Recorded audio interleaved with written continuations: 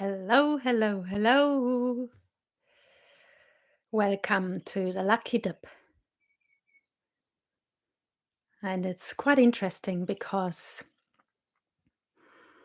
I kind of yesterday I remembered, oh, I have my live stream tomorrow. So what am I going to do? And I didn't have a plan. So I thought Lucky Dip is going to be it. Maybe it is that last week of the month. Might always be a Lucky Dip. Who knows?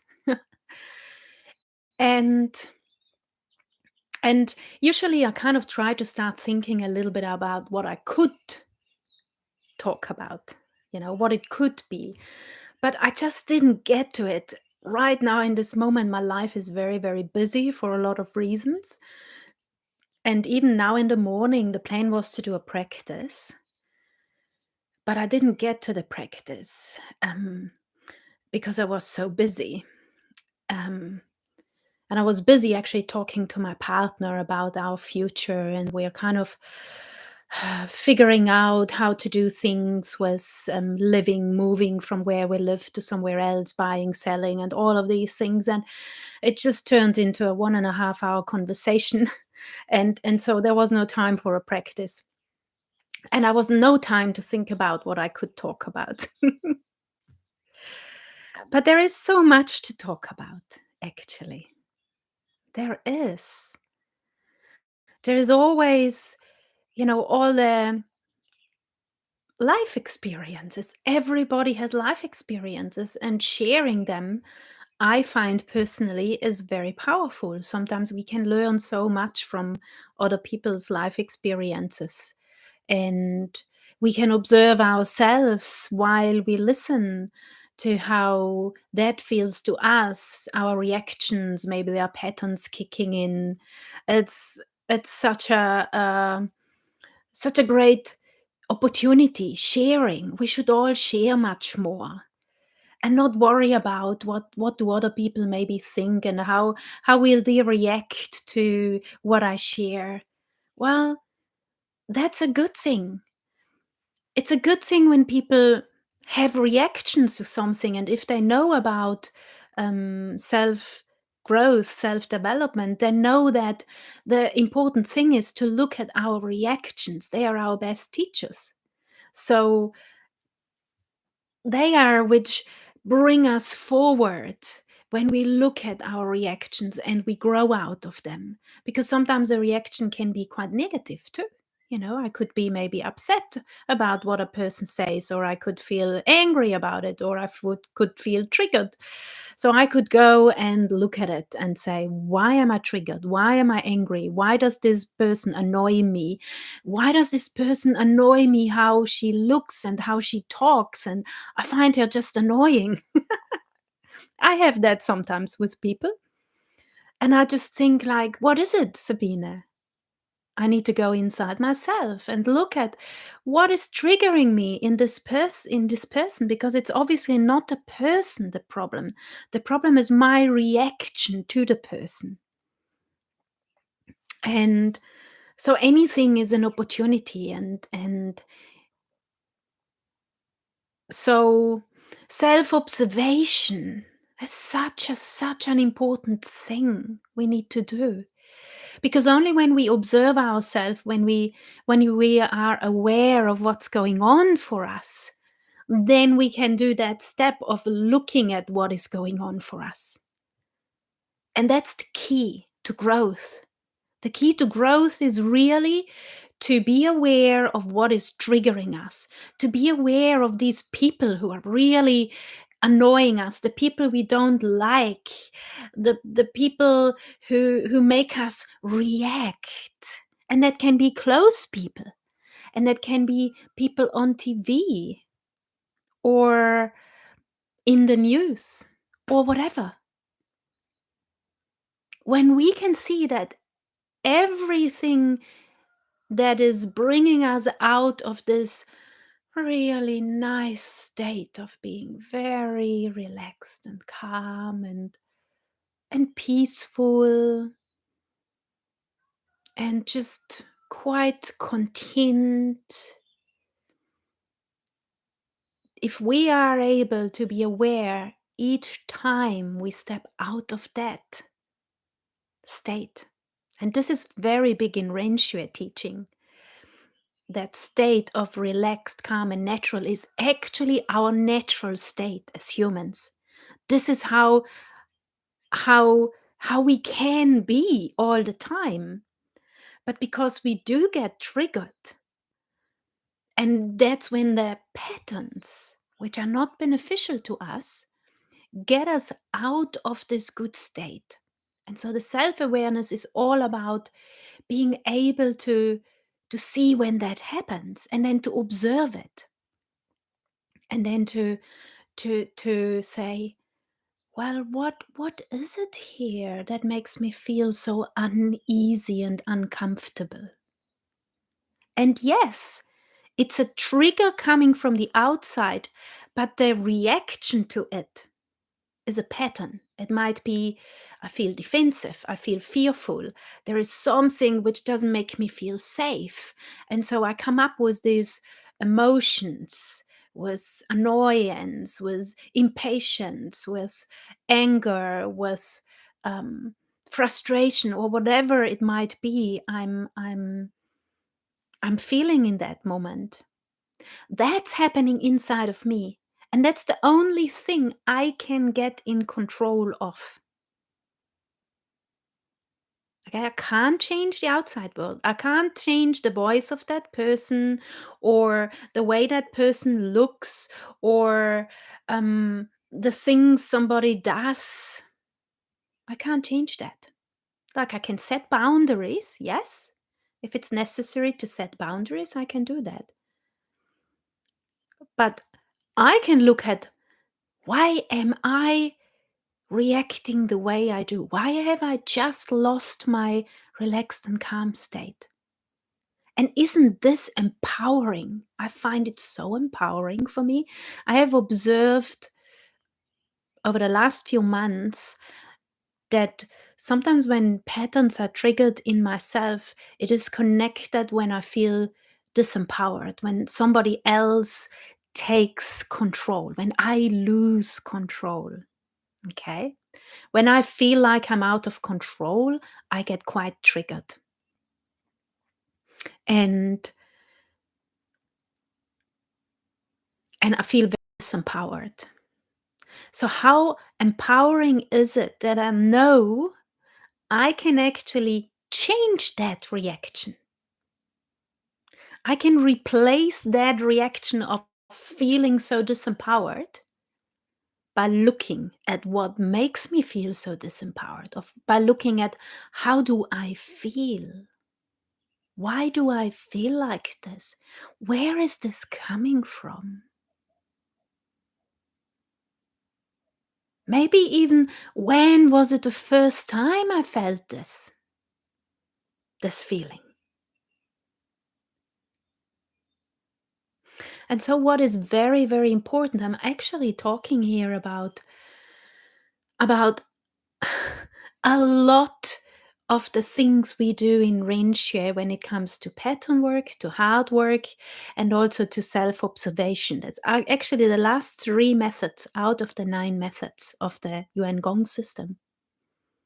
It's the pattern work, the hard work, and Ming Yuan, which is about being in that good state and observing ourselves, what's going on in every present moment.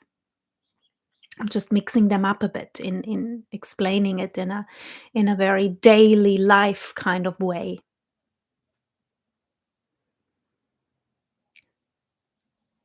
So what I wanted to say is, when we do these methods in Ren Shui, and I want to point this out, we are doing it from our true self, soul, higher self, whatever you are calling it in your world. We call it Shin.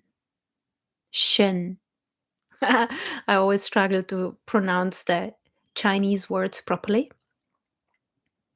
Funnily enough, I'm not good with languages.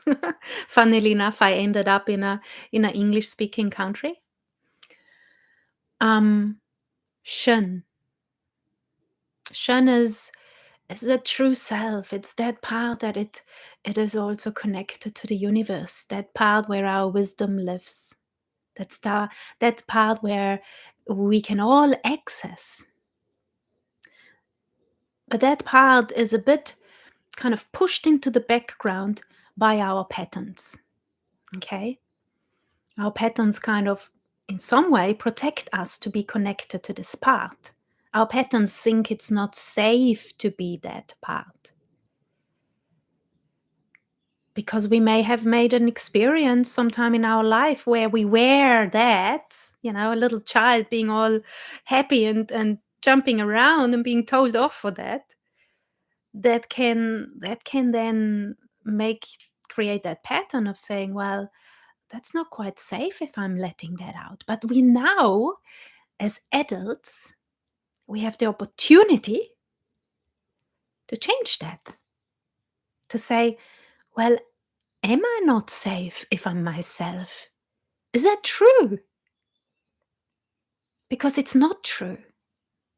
We just still use that pattern. So this is growth. This is personal growth. We try to change all these things which keep us away from really allowing that Shen, that true self, that soul to come forward into the foreground, to be to be our guide. I don't know how that feels in your heart, but I just, when I see it stepping, allowing the true self, the soul, to step forward to be our guide, it just felt so beautiful in my heart. There was a little excitement there. A bit like when you're a little child and next day is your birthday or a day before Christmas, something you're excited about for whatever reason. Or your auntie you love so much and haven't seen for a long time, you're going to see in a few hours. This is like how I felt in my heart.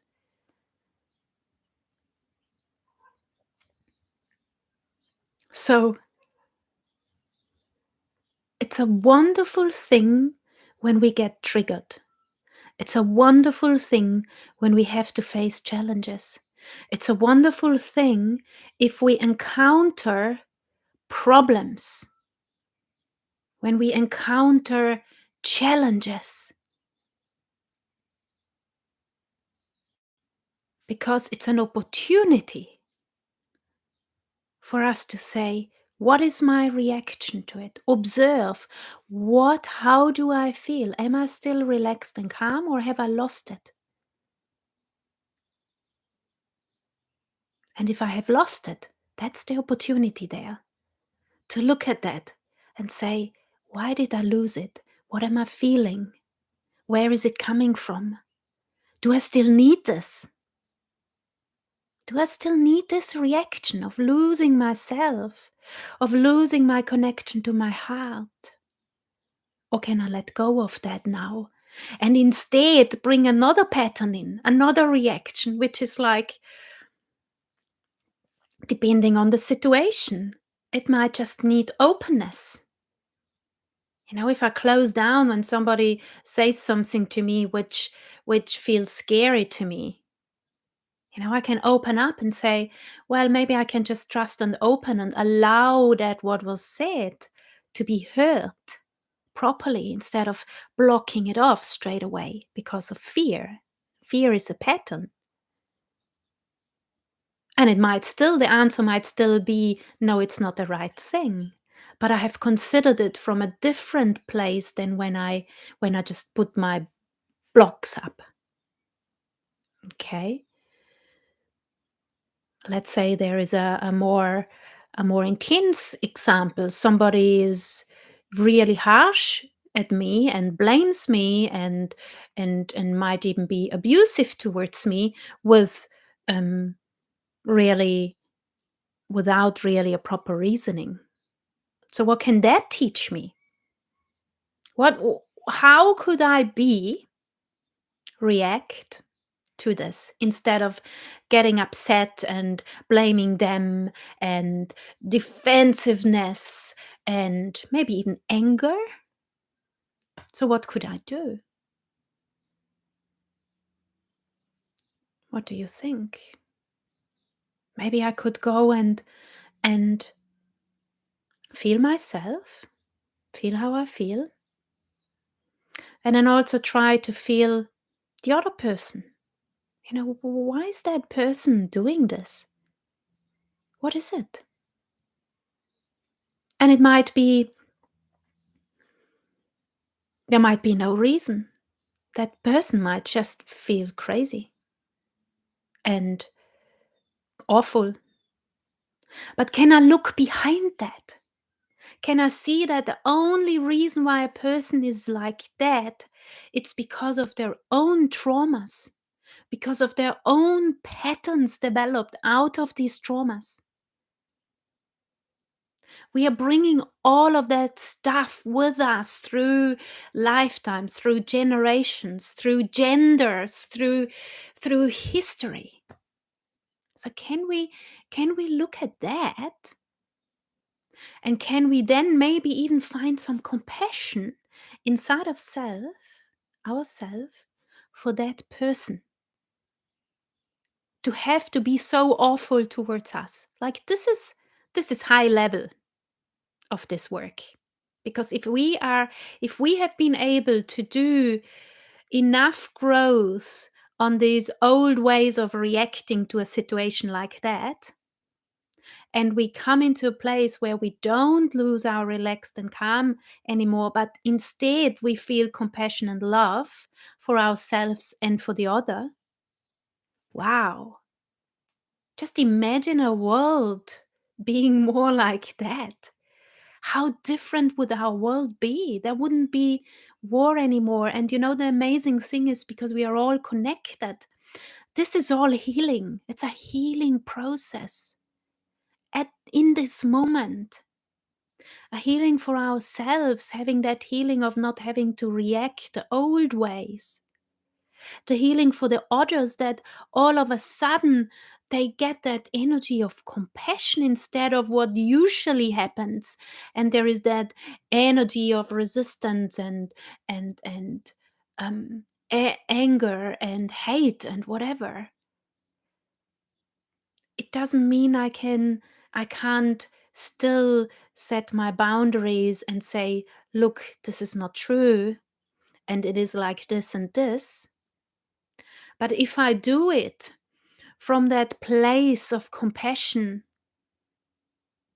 it will be felt on the other side very differently than if I do it from a pattern of feeling defensiveness.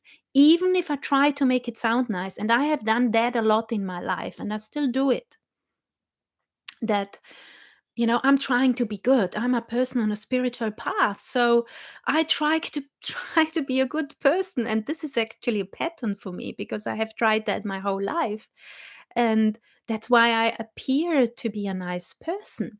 But sometimes underneath there is a very different energy going on for me, and I'm actually upset and angry and jealous and all of that. And so if I would say the nice things about compassion and all of that, just to say it because I want to be good and I want to do the right thing, and I've learned all of that and so on, then the energy will still be actually coming across as what I actually feel. So it really has to be true. And that's where the work is needed. And that's where I can see, for me as Sabine, I had to become very, very honest with myself, how I really feel, because I have tried to push my feelings away my whole life so that I can be a good person, so that I can be always nice and caring, even if I felt differently. So I was pretending a lot, not even really knowing that. So I have been discovering that only in the last year about myself, because I thought about myself to be that person I have been showing to everybody. And what I do know is, like, I'm not probably going to be very different when I master to be that nice and caring and loving person, but not from my pattern of trying to be that, but from actually just being it out of my heart with no patterns present. So I might still be the very exact same Sabine, but it will be felt even differently. It will be felt more because now it's sometimes a facade. And so I demonstrate that facade to people, and they see that facade and they think, yeah, she's actually nice. But when they feel me, because I'm boom, open from my heart, then they will see that Sabine from before, but they will also feel that Sabine. And it will become different. And it actually will be different for me too. I will feel so much nicer than trying to be that. So, this is a little kind of, maybe you could call it also inspiring, motivational talk, that, and also encouraging talk, that all the not so good things we experience in life and who don't feel good,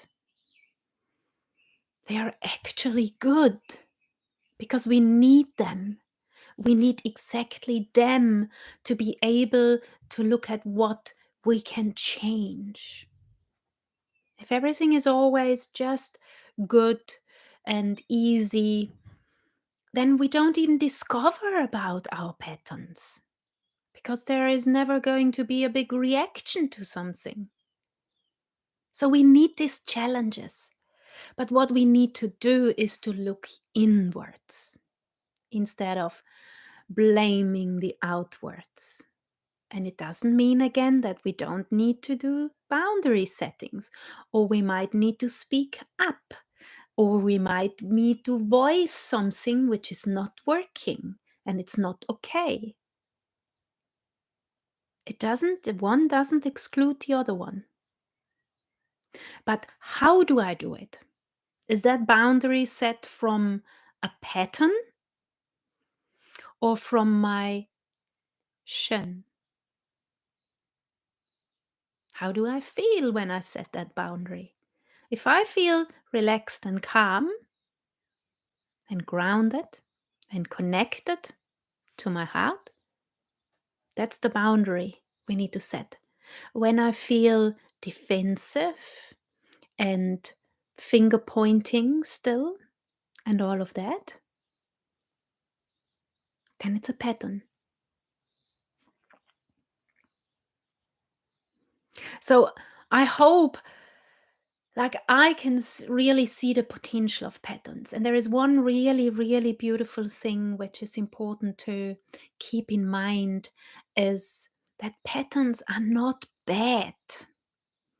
We start to judge ourselves when we start to observe our patterns. There starts that other pattern of judgment and self talk saying, oh my God, you're so awful now.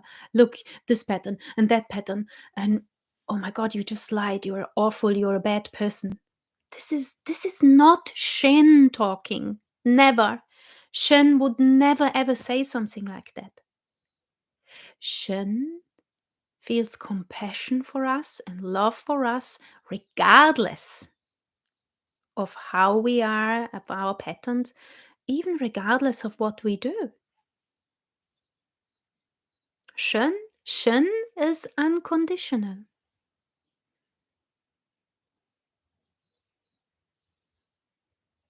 And our actions might have consequences.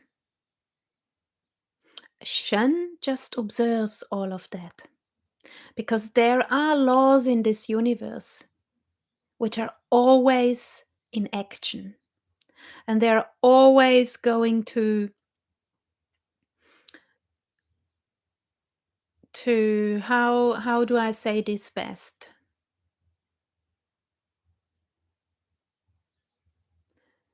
Really, these laws are always in action. Really, I can't say it anymore. So there is this very, very important law of cause and effect. So if I'm in a pattern and I do something or say something, there's a cause there. Even it could even just be a thought. The thought is a cause. And it will have an effect. It does have an effect. Everything has a effect.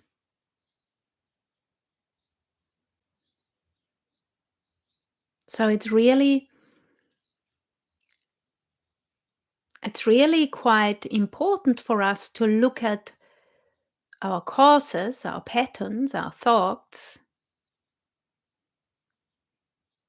be realistic about the effects they have on our health, on our how we feel, on other people, on relationships.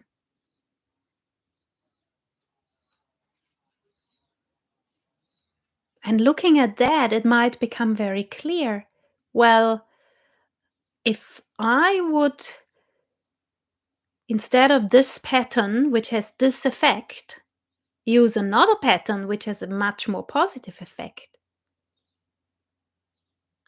there's no more question that we want to change that we want to replace patterns which are not working, which are not good for anybody, not for us, not for the others. So, yay! How amazing is it that we got these teachings? And in Rain Shui, these are very, very, very comprehensive, deep, tangible teachings. That's why I can talk so freely about them, because they have gone so deep in me now. It's not really complicated. It makes so much sense. And it gives me the power back. And me, who is so afraid of not having power and control, it's it's the perfect thing.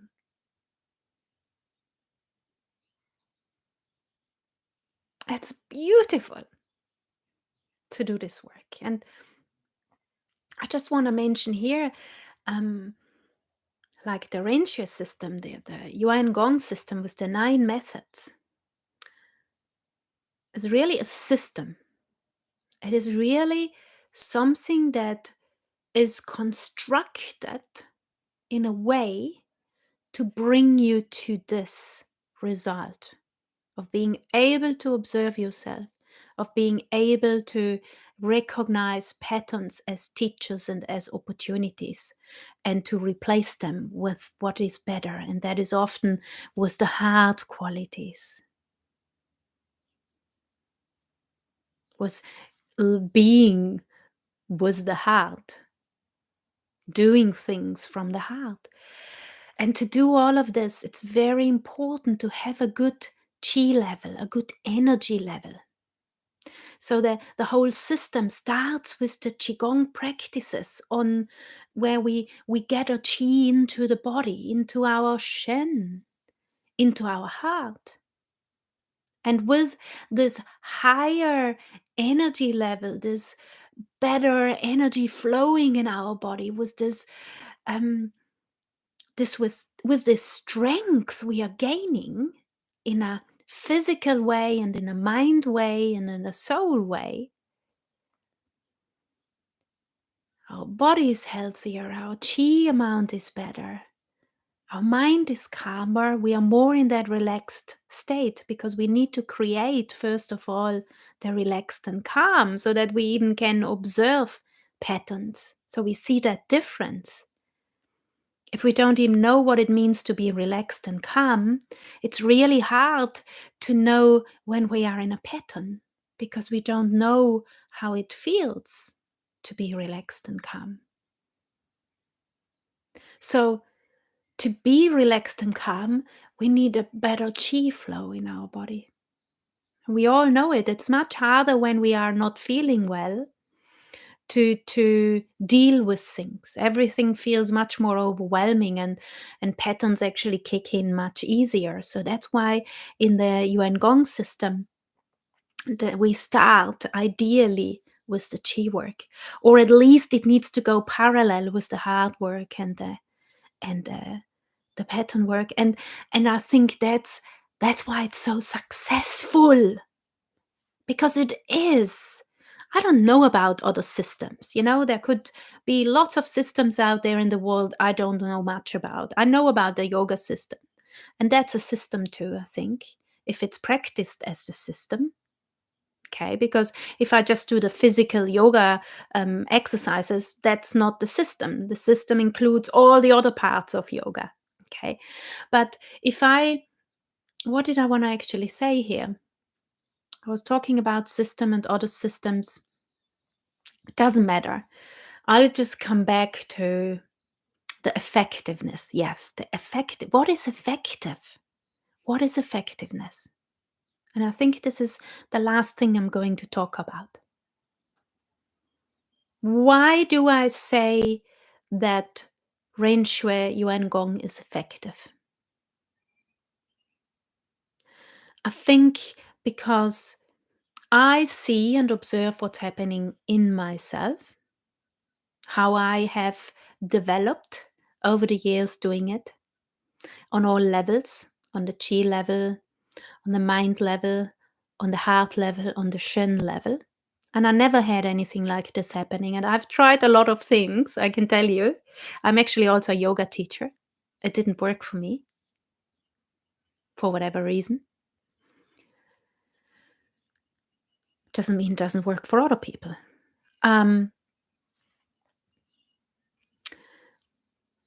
I know so many people in our Ren Shui community who are practicing Ren Shui, who are maybe even teachers or who are just started out a few months ago. And all I hear is about the effectiveness of doing it. And then we have this tip of the mountain. And so many people already in our community have achieved that. And there are different levels on the tip to the mountain. There's that level, which is a very special level when people have the heart opening happening. Heart opening. What does that mean? I have experienced it only in small amounts. I haven't had yet my heart opened in a consistent way, but I have experienced how it feels in different moments in my life in the last few years, often at night or in dreams. When the heart opens, then you have this unconditional heart present. So you're connected to that unconditionality of your Shen, of your true self. And that means that there is this unconditional love there for everything and for everybody. It's this warm feeling of love. And to be able to do that, there needs to be unconditional trust there. So I just trust. I think when somebody has their heart opened, life changes already a lot because you are trusting more. So there's less control, there's less panic, there's less fear, there's less all of that. And then there is this overpowering, or actually that's not the right word, this overflowing, that's the word, overflowing gratitude present, coming out of that big, beautiful, open heart. Gratitude for everything, even for this little dirt on the floor, which needs to be cleaned up. And then there is also, in Ren Shui, we talk about that last heart quality, which is called Gongjing. which is the again the tip of the mountain when it comes to heart qualities. All the other heart qualities are included, but it's really when we feel that humility, this humility of being part of it all. The humility when we look at the universe and everything in it and how it works, the wisdom in it all. And it's the wisdom even in the patterns. There is wisdom in patterns because, as I said before, we need the patterns to get closer to that wisdom. So there's wisdom in these patterns.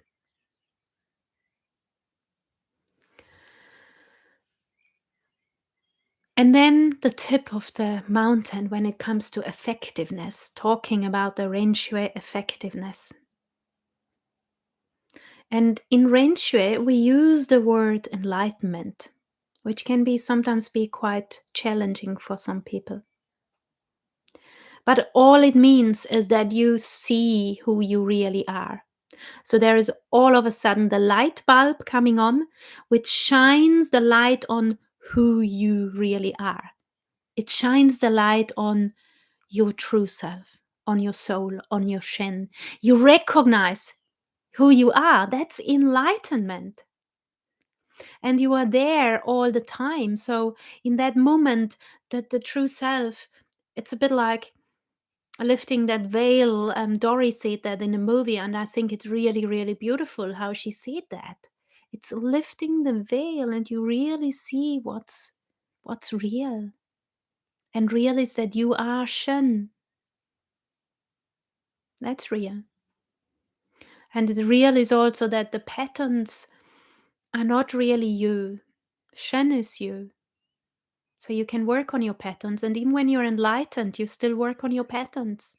It keeps going, but it's much easier. It becomes much easier when you are enlightened and you are so connected to your true self and to your to the wisdom of the true self and the wisdom of the universe. Then patterns are, coming up, and you see them for what they are, and you can just change them.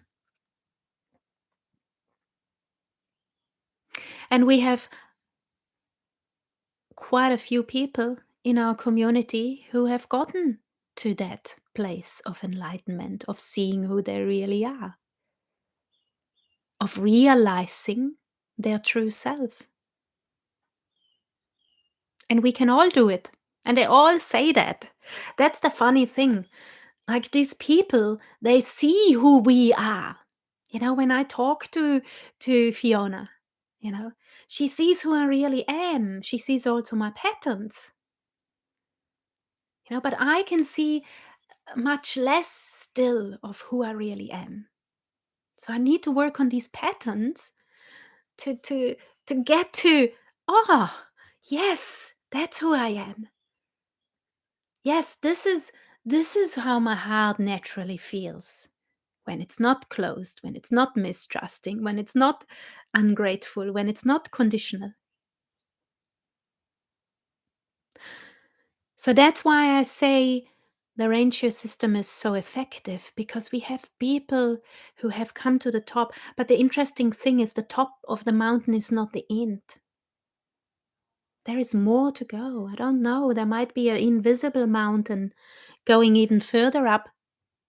There might be an invisible ladder they step up, because the work keeps going forever. We are never finished with growing, it's never finishing.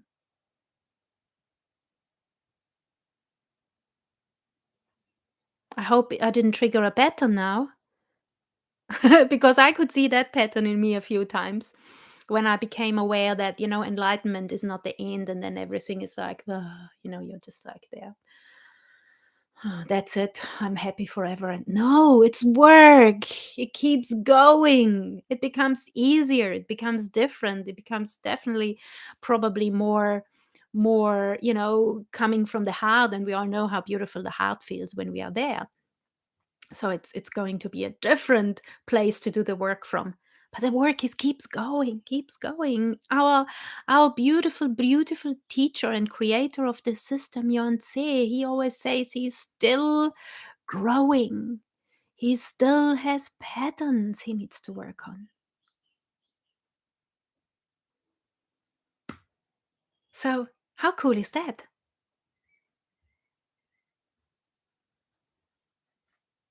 Okay, I think I'm done. I hope it was a good lucky dip.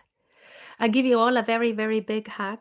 Thank you for listening, and hopefully, you got something out of this.